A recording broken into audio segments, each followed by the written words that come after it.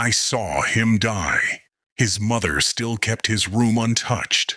She talked to him while folding his old shirts, told him what she'd cooked, what the weather was like. Sometimes, when the wind hit the house just right, you could hear her singing softly through the open window.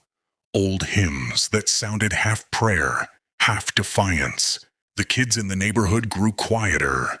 Parents started telling them where to keep their hands when a cop passed by, what words not to say, how to survive being seen.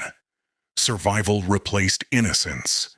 Nobody called it growing up anymore. I tried to keep filming, to document the slow erasure, but the battery on my camera gave out one night, and I never charged it again.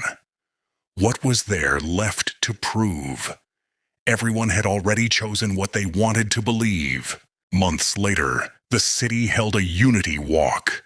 The mayor smiled for pictures beside officers in new uniforms. They planted a tree in Marcus's name near the courthouse. I stood at the back of the crowd, listening to speeches about progress.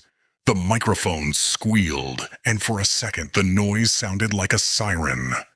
I walked away before the balloons were released. At home, I watched the footage on the evening news. A 30-second clip of the mayor shaking hands with Marcus's mother. The reporter said, "South Maple continues to heal." But healing wasn't what I saw. Healing ends in wholeness. We were still open wounds pretending to scar.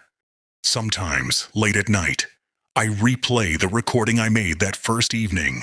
The chants, the chaos, the voice of a man begging to breathe. I tell myself I do it so I don't forget. But maybe it's the opposite. Maybe I'm afraid forgetting is the only way to keep living here. Spring will come again. The tree they planted will grow, its roots reaching down through layers of asphalt and memory. Kids will play under it without knowing what the ground remembers. Cars will roll over the spot where Marcus fell, their tires whispering over the cracks. And me, I'll keep walking these streets, carrying his name like a secret that refuses to fade. Every siren, every headline, every breath reminds me that what happened on South Maple wasn't an ending. It was a warning that never stopped echoing.